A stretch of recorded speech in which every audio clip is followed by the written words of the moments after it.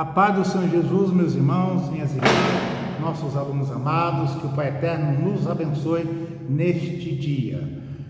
Hoje estamos trazendo uma mensagem geral para a capelania e também de edificação sobre o tema Jesus Cristo, o nosso Redentor. Queridos e queridas, estamos numa fase entre Natal e o início de mais um ano.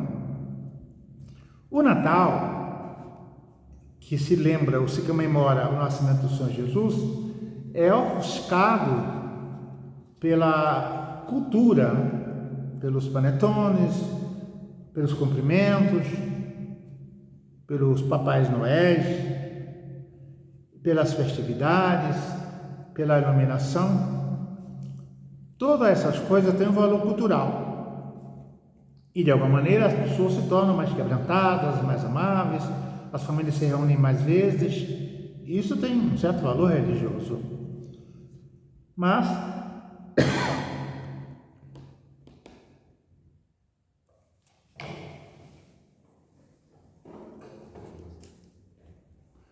a gente começa a pensar, qual é a diferença do Natal? Vamos chamar o Natal de Cristo e o Cristo do Natal. O Cristo do Natal é que dá ensejo ao Natal. É verdade que Jesus nasceu, com certeza não foi 25 de dezembro, isso é a invenção do Império Romano, mas é uma comemoração ao nascimento de Jesus. Também tem o seu valor religioso e espiritual. Mas o sentido do nascimento de Jesus é bem maior do que um dia de feriado, uma comemoração que denominamos o dia do Natal, 25 de dezembro. E nesta manhã, trazendo uma reflexão sobre a validade do nascimento de Jesus, todo o empenho profético, desde o Gênesis até o Apocalipse, porque o Apocalipse fala do Cristo que virá. Todos os livros anteriores ao Apocalipse falam do Cristo que viria, a partir do Novo Testamento, o Cristo que chegou, e a partir de Atos, o Cristo que viria. Cristo que, até Mateus, o Cristo que viria, a partir de Mateus, o Cristo que chegou, e a partir de Atos dos Apóstolos, ou a partir de Atos dos Apóstolos, o Cristo que viria. É um texto, uma missão escatológica. Então, queridas e queridos, reflita calmamente conosco. Talvez você tenha que ouvir essa mensagem umas 3 ou 4 vezes para entendê-la de forma bem clara, porque envolve uma questão de língua portuguesa.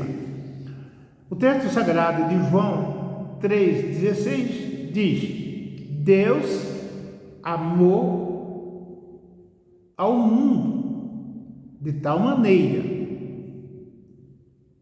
que deu seu Filho unigênito, para que todo quanto nele creia não pereça, mas tenha a vida eterna. Temos vários verbos nesse texto, percebeu? Temos vários verbos. Qualquer oração, qualquer enunciado, qualquer esforço comunicativo, envolve estar estruturado em torno de um verbo. Sem verbo não tem fala. Uma oração, a definição de oração, que é a oração em língua portuguesa, uma oração é um enunciado linguístico estruturado em torno de um verbo. Então vamos com calma. Quando o apóstolo fala, Deus amou ao mundo de tal maneira que deu o seu Filho unigênito significa o único assim gerado. Nem o outro é como ele é. Nem outro foi gerado assim. Isso quer dizer sobre o nascimento milagroso do Cordeiro de Deus, do Filho de Deus, que se despojou da sua glória, se tornou verbo carne para ser um como nós, na nossa história, na nossa limitação, na nossa sede, na nossa fome, nas nossas intempéries, porém, sem nossos pecados. Ele é o Cordeiro de Deus. O Evangelho de João, capítulo 1, versículo 29, João Batista profetiza pela primeira vez sobre o Cordeiro de Deus. Tem o Cordeiro para Davi, o Cordeiro de Abraão, o Cordeiro de Isaac, o Cordeiro para Maria, mas Jesus é o único Cordeiro de Deus. O que é que ele faz? Tira o pecado do mundo. Não tira o pecado de uma família, não tira o pecado de uma nação, tira o pecado do mundo. Aí o texto fala, Deus amou ao mundo de tal maneira. Depois, o Evangelho de João, capítulo 36, João Batista repete a mesma profecia. Eis ali o Cordeiro de Deus que tira o pecado do mundo. O que significa isso? Os outros textos na Bíblia que falam de um Cordeiro de Deus ter pecado do mundo. Que Jesus faria redenção e expiação pelo mundo. Mas abra a sua Bíblia, então o texto fala, porque Deus amou o mundo. Como é que ele amou? De tal maneira. A palavra tal é advérbio de intensidade, maneira é um advérbio de modo, e o resultado, ele deu o seu filho. Como era seu filho? Um filho unigênito, o único que gerado. Qual a finalidade? Todo quanto nele crê não pereça, mas tenha a vida eterna. Vamos avaliar com calma. Tem o primeiro verbo, amar. O segundo verbo, deu. O terceiro verbo, crer. E o quarto verbo, ter. Temos 4 verbos nesse pequeno texto. Mas o que importa agora fazermos uma avaliação, uma exegese bem profunda, é o verbo dar. O verbo dar é um verbo bitransitivo. Nós temos 4 modalidades de verbo. O verbo transitivo direto, só um objeto, varreu casa, comprou bolo, esse aqui comprou, a ação do verbo recai direto sobre o objeto. O verbo transitivo indireto, preciso de flores, preciso de tal, quem precisa de alguma coisa, é o verbo transitivo e indireto. Temos os verbos intransitivos, que verbo forte que explica por si só, por exemplo, cair, subir, morrer, levantar, entrar, sair. Quem entra não sai, quem entra não sai, se sai não entra, porque quem entrar não entra para dentro, entra entrando. Quem desce não sobe, desce descendo. Quem morre não vive, morre morrendo. São verbos chamados intransitivos, verbo vencido de forte, não precisa de nenhum complemento. O que é complemento? É uma palavra que dá sentido a um verbo. Então veja, comprei. O que é que está faltando? O que? Resposta, livro. Varreu. Varreu o quê? O quintal, a casa, a sala. Quem vai alguma coisa. São verbos transitivos que não têm sentidos completos. E temos alguns verbos chamados bitransitivos que precisam de 2 complementos. É o caso do verbo dar. Porque quem dá alguma coisa para alguém. Quem dá alguma coisa para alguém. A coisa que se dá se chama objeto direto. A quem se dá a coisa se chama objeto indireto. Então o verbo dar ou doar é um verbo bitransitivo, porque quem dá alguma coisa para alguém. Segundo os irmãos são teólogos, estudaram o grego, o hebraico, a língua portuguesa, prestem atenção. O texto em si não aparece o objeto direto, aparece o objeto direto. Quem é que é dado? Vamos perguntar para o verbo. Quem é que Deus deu? O seu Filho unigênito. Qual é a finalidade? Para que todos nele creiam, pereça a vida eterna. Mas a quem? Qual é o segundo objeto? O objeto indireto. A quem Deus deu Jesus? Para quem Deus deu Jesus? Você fala, foi por a humanidade. Isso é fidelidade. Ele foi dado por a humanidade. Mas a quem foi dado Jesus, a quem foi dado a Jesus. Muita gente pensa que Jesus foi dado à lei, foi dado ao diabo, foi dado ao mundo. Gente, Deus é o nosso credor. O salário do pecado é a morte, não é? Salário do pecado é a morte. Romanos 23. Todos pecaram e estão destituídos da glória de Deus. Quem pecou? Todos. Logo, todos devem morrer. Hebreus 9:22. Sem derramamento de sangue não há salvação. É vida por vida, dente por dente, etc. Lá em Gênesis, Deus salvou Adão e a humanidade quando derramou sangue de animais, dos quais se veste para vestir Adão e Eva. O sangue mostra uma justificação provisória. A partir da lei, as ofertas, todas as coisas eram purificadas por sangue. Doutrina chamada doutrina da expiação, da purificação, da santificação.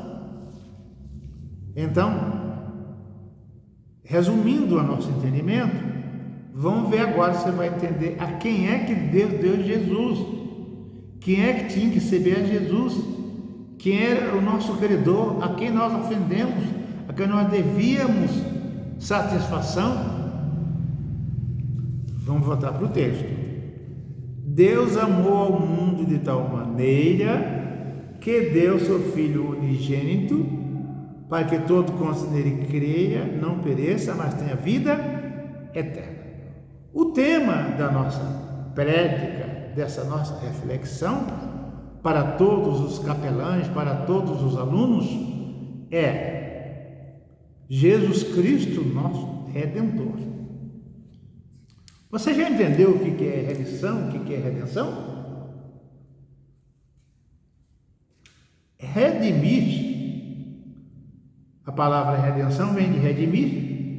E o que significa redimir? Redimir é reaver um objeto emprestado, empenhorado, vendido ou perdido, se pagando o preço que o mercado ou a lei exija. O preço, o mercado que a lei exija. A lei exigia de todos nós a nossa morte.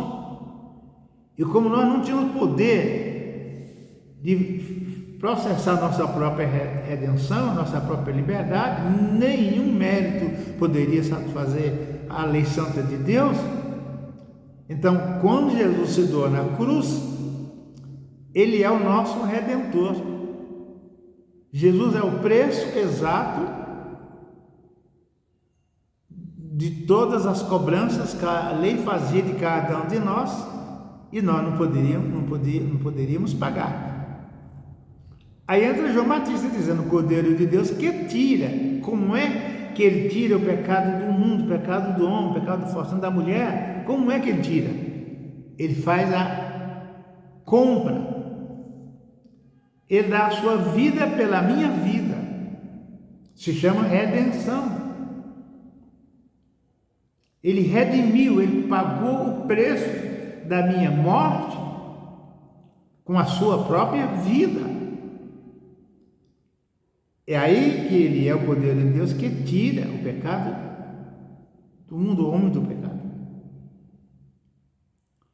Quando Jesus nos comprou do mercado da morte, mercado do mundo, no quintal do pecado, das garras da lei, nos redimiu, nos trouxe de volta à comunhão com Deus, ele faz a segunda parte que a lei exige, que é expiação.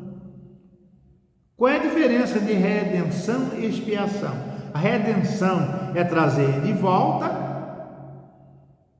mas não é trazer de volta e manter a pessoa como estava, é trazer de volta e transmutar, transformar. Como isso ocorre? Através da expiação.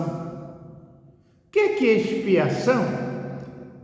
Expiação, no Antigo Testamento, é cobrir a culpa com sangue para escondê-la da presença de um Deus santo que não pode ver e tolerar pecado, mas no Novo Testamento, em Hebreus e João, quando João fala se confessar os nossos pecados, ele é fiel e justo para perdoar os pecados e purificar de toda a injustiça, isso é expiação. Ele fala: o sangue de Jesus purificará todos os pecados, isso é expiação. A ideia de expiação no Novo Testamento é cobrir a culpa com o sangue para removê-la. E quando a nossa culpa é coberta com o sangue do Novo Testamento, quando o sangue remove a mácula, a mancha indelével do pecado, ocorre outro segundo milagre, que é a regeneração. No lugar do velho nasce o novo. No lugar do pecador, do homem imoral, do homem transviado, nasce uma pessoa nova, uma nova criatura, uma pessoa regenerada, transformada. Queridas e queridos, os irmãos que estão atuando e atuarão como capelães, eu aconselho que, mediante esta fala, essa reflexão, risque do seu vocabulário a palavra ex para quem está em Cristo. Romanos 5, 2 Coríntios 5, lá para o 17 seguinte, Paulo fala: quem está em Cristo, nova criatura é. Por que é nova? Porque nasceu de novo, nasceu das águas. A escritura de João capítulo 3, versículo seguinte: onde nasceu o novo, o velho não persiste mais. Que está em Cristo, nova criatura é. E as coisas velhas, que coisas velhas? Toda a natureza adâmica repleta de vício, de mentira, de ciúmes, de traição, de roubalheira, de palavrões, de má conduta. E são as coisas velhas que se passaram. E esse que é tudo novo se tornou novo. É um andar em novidade de vida. Quando você está fazendo capelania, não se refira a uma pessoa recuperada como um ex-traficante, um ex-prisioneiro, um ex-assassino, porque Deus não tem ex, Deus tem filhos e filhas, porque estando em Cristo, Deus não leva mais em conta o tempo da nossa estupidez e ignorância, quando vivíamos completamente em pecado, sem direção e sem rumo para o curso da nossa vida, da nossa existência. Então, queridas, o texto que fala: o salário do pecado é a morte. E o mesmo texto fala, em sequência: mas o dom gratuito de Deus, olha, mas o dom gratuito de Deus é a vida eterna, por Cristo Jesus, o nosso Senhor. A lei que mata, a letra que mata é o decálogo, porque pune com a pena de morte o pecador que não se converter. Não é cultura, não é conhecimento, a letra mata, é a letra do decálogo que diz aqui: o salário do pecado é a morte. E quem mata? A lei. A lei examina e sempre vai achar culpa. E a lei não tem o poder de perdoar, mas tem o poder de justificar se ela não vê culpa. Ela declara inocência, ela não vê culpa, mas não tem o poder de perdoar. Sempre que a lei vai examinando, nós vai ver culpa. Vendo culpa, ela nos atribuiu como galardão à morte. Então, o mesmo texto que fala que a letra mata, diz: mas o dom gratuito de Deus é a vida eterna. O propósito da morte de Jesus para nos dar, para todos que nele creem, não pereçam, mas tenham a vida eterna. O maior ensinamento da Bíblia, o propósito da vida de Jesus, João escreve: Jesus fez muitos milagres. Nem consigo escrever todo o livro dos milagres que ele fez, todos os milagres em livros. Mas escrevi para que creais.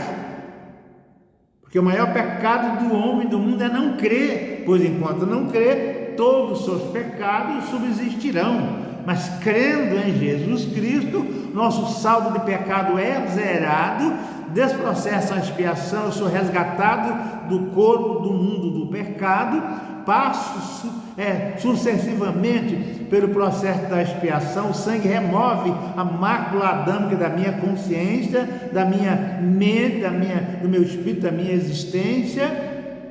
Simultaneamente vem o novo nascimento, eu sou regenerado. A regeneração processa a santificação me separa para um processo de servir a Deus. Nasce a consciência da justificação, eu descanso na fé e vou obtendo outras virtudes dos pilares ou dos fundamentos da salvação. Em que e como acontece para que Jesus pague o preço do nosso resgate e para que a gente entenda porque Ele é ou para quem Ele é dado. Isso não está em livro e você não convida ninguém, mas ouça e aprenda, porque você vai precisar ensinar isso para as pessoas, porque o fim último da capelania é mostrar a Jesus como um Salvador altamente suficiente. E Ele é. Não precisa de mais nenhum complemento, nem de voto, nem cobertura espiritual, nem de jejum, de nada. O jejum me santifica, mas não me salva. Uma vez salvo, eu preciso jejuar, fazer minhas devoções com Deus, mas sem derramamento de sangue não há salvação. Jesus derramou o seu sangue no maior espetáculo do mundo. Quando nasceu só tinha 3 visitantes que foram ralos lá na manjedoura. Quando morreu tinha poucos seguidores. Quando fazia milagre tinha milhares de seguidores. Mas o maior espetáculo do mundo foi lá no Calvário, quando o Filho de Deus morre em lugar da humanidade inteira. O sol escurece, a terra estremece, as pedras, as rochas se soltam, os mortos ressuscitam e o milagre da redenção, o projeto de Deus é implantado para toda a humanidade. E o maior testemunho ali foi do centurião, chefe de 100, que batia no peito dizendo, vendo os fenômenos naturais, falava: verdadeiramente este homem é o Filho de Deus, Cordeiro de Deus. Então acompanhe conosco. Quem doa, quem doa alguma coisa para alguém. Deus deu Jesus, Ele é dado pela humanidade, a doação dele registra ou produz a redenção, a expiação da humanidade, mas é quem recebe Jesus como preço da minha morte. Quem recebe Jesus? Queridas e queridos, quem recebeu Jesus foi o próprio Deus e o recebe na sua mão direita, está inteiramente satisfeito, porque Jesus é o preço altamente suficiente da sua e da minha redenção. Vamos ver para o texto? Lá, quando ele está prestes a morrendo, né? O Evangelho de Lucas, quando fala da crucificação, ele fala: Deus meu, por que nos amparastes? Deus não lhe responde, porque ele era oferecido como sacrifício pelo pecado. Na sequência, reúne as poucas forças que lhe restavam e diz: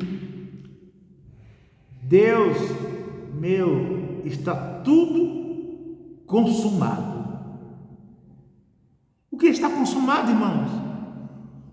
O projeto de redenção, de salvação, de libertação da humanidade está implantado definitivamente no mundo. A nova aliança está estabelecida. E agora, como é que Deus vai receber o preço do nosso resgate? Aí Jesus se entrega como esse preço, dizendo: em tuas mãos eu entrego o meu espírito, eu entrego a minha vida. Quando ele se entrega, ele é o preço da nossa redenção, e do nosso resgate. Deus fica satisfeito, a lei está satisfeita, e agora a gente ouve Paulo pregando, gritando lá em Romanos 8, 1 em seguida, dizendo: agora, que é um advérbio de tempo, advérbio presente, agora, nenhuma condenação há para quem está em Cristo Jesus, nosso Senhor, e não anda mais segundo a carne, segundo a lei, segundo as suas próprias corrupções, mas anda segundo o Espírito da redenção. Agora nenhuma condenação há. Por quê? Tudo que a lei cobrava foi pago, a lei está plenamente satisfeita, porque a lei não pode cobrar a mesma conta duas vezes. Jesus pagou o preço do teu resgate, do meu resgate. Isso é o ápice do evangelho da redenção, da salvação. E ao pregar o evangelho para qualquer pessoa, como capelão missionário, você vai mostrar que Cristo é o preço último, altamente suficiente, que a lei cobrava, que foi pago a Deus que era o credor. A lei está cumprida porque ela foi atendida, a conta foi paga, alguém morreu por todos, a lei não vai matar mais ninguém que esteja na graça. Deus recebe a Jesus no seu braço direito, na sua mão direita, ele está ao lado de Deus, à destra de Deus, como o pagamento e o preço do nosso resgate. Por isso Jesus Cristo é o nosso Redentor. Quem dá alguma coisa a alguém. Deus deu Jesus pelo mundo, mas dá a Ele mesmo, porque Ele era o credor, só Ele podia receber. Jesus na cruz é sacerdote, porque Ele vai fazer a oferenda. E Jesus na cruz é cordeiro, porque Ele é o sacrifício. Não tinha nenhum sacerdote com a dignidade de fazer essa oferenda, ou essa oferta como Jesus. Ele é o sumo sacerdote, segundo a ordem de Melquisedeque, o maior sacerdote, e ele é o Cordeiro de Deus, que tira o pecado do mundo. Então, como sacerdote, ele faz a oferta, e oferta a quem? Oferta o próprio Filho de Deus, que ele é, oferta a Deus, em atendimento às exigências da lei. Deus o recebe na condição de cordeiro, e Deus entende como sumo sacerdote perfeito. A oferta é perfeita porque Jesus não tinha defeito, e o sacerdote é perfeito porque não tinha nenhum pecado. A lei está satisfeita. É assim que o Romano fala: Jesus Cristo é o fim da lei para quem crê. Por que o fim da lei? Porque quando a lei examina quem crê, ela não vê mais culpa, porque a culpa dele foi paga por Jesus Cristo na cruz, e a lei não vai cobrar essa conta outra vez. A lei está inteiramente satisfeita. E para finalizar, o milagre da ressurreição é que torna linda essa entrega, essa redenção, essa expiação. Porque se alguém morreu em lugar de alguém, a conta foi paga e a pessoa ressuscitou, a lei não vai matar de novo, porque na primeira morte já quitou tudo quanto a lei exigia. Então a lei foi satisfeita, o mundo foi derrotado, Satanás foi vencido por toda, porque Jesus ganhou umas pessoas para ele com a sua morte do que enquanto vivia, porque se ele não morresse, não haveria salvação, pois sem derramamento de sangue não há salvação. Queridas e queridos, isso é bonito demais. Só dá vontade de ser crente, mais crente, mais crente. Então, voltando, quem doa alguma coisa,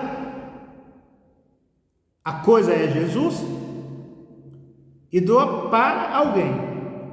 Jesus é o sacrifício, o cordeiro, que é doado por nós, mas como preço do resgate, alguém tinha que receber. Como o credor é Deus, o próprio Deus recebe. Fica muito claro nos evangelhos que Jesus foi recebido por Deus, recebido nas alturas, como ele diz, está tudo terminado, tudo implantado, projeto da redenção, da salvação, a nova aliança está feita pelo meu sangue, e em tuas mãos eu entrego a minha vida. Ele se entrega como preço do nosso resgate, portanto ele é nosso amado e bendito Salvador. Lá nos Evangelhos, ou em Coríntios 11, do 23 seguinte, ele fala: todas as vezes comedes este pão e bebedes este cálice, anunciai a morte até que venha. Por que anunciar a morte? Pois é na morte dele que ocorreu o nosso resgate. É na morte de Jesus que tem a garantia da nossa redenção.